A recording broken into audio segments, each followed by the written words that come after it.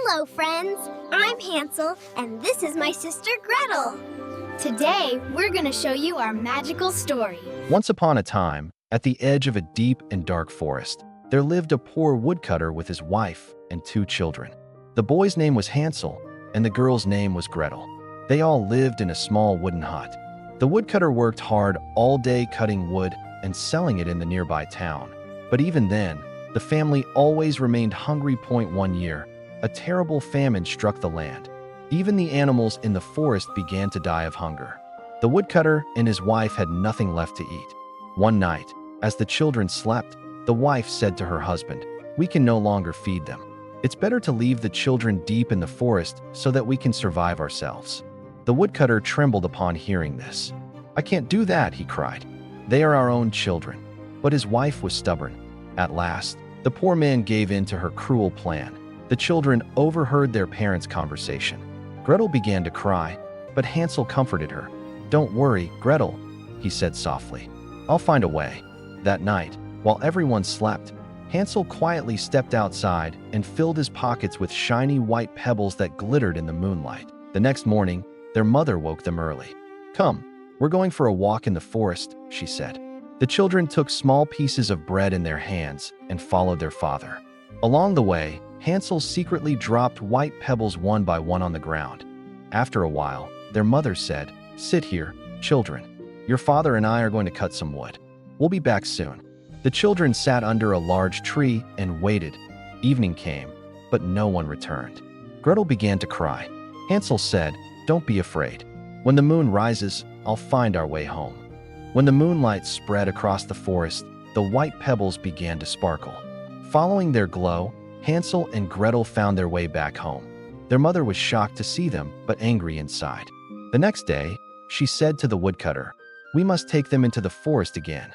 This time, no pebbles, only bread." Hansel tried his trick again, but this time the door was locked, and he couldn't collect pebbles. So he broke his bread into tiny crumbs and dropped them along the path instead. But when they tried to return, the path was gone. The birds had eaten all the crumbs. Now the two wandered through the forest, hungry and lost. 2 days passed. Thirst and hunger made their little legs weak. On the 3rd day, they smelled something delicious, the scent of sweet biscuits and honey. Following the smell, they came upon a strange and magical house made entirely of sweets, chocolate, cakes, and candy. Gretel whispered in awe. "Hansel, look, it's like a dream." Hansel said, "Let's taste a little, maybe no one will mind." They began nibbling pieces from the house. Suddenly, the door creaked open, and an old woman stepped out. Her face was wrinkled, but her voice was sweet. "Oh, dear children, don't be afraid," she said kindly. "Come inside. I'll give you something delicious to eat." Starving and tired, the children followed her inside.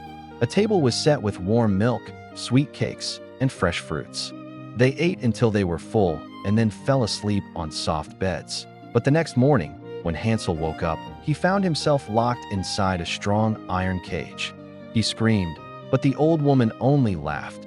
She was a witch who trapped children to eat them. "Now you'll grow nice and fat," she said wickedly, "and then I'll eat you." Gretel shivered with fear. The witch made her work in the kitchen, cooking and cleaning. Every day, she fed Hansel and said, "Show me your finger, boy, so I can see if you're getting fatter."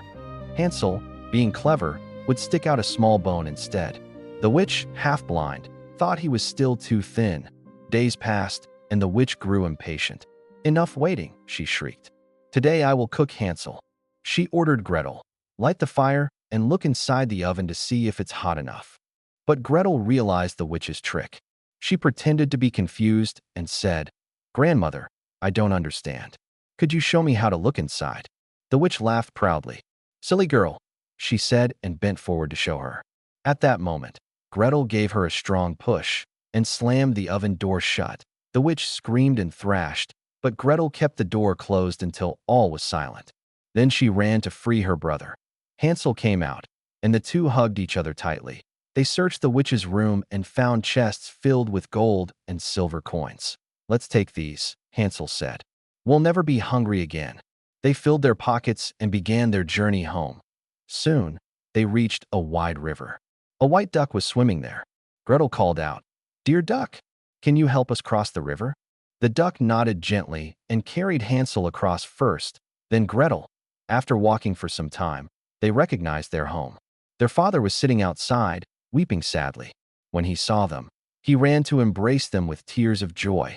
"My dear children, I was incomplete without you." They learned that their cruel stepmother had died. Hansel and Gretel placed their treasures at their father's feet. From that day on, their lives were filled with love, peace, and happiness. Laughter echoed through the forest once again. No hunger, no fear, only a new beginning. And thus, the story of Hansel and Gretel proved true. Courage, wisdom, and love are stronger than any magic. Crescent moon sparkles.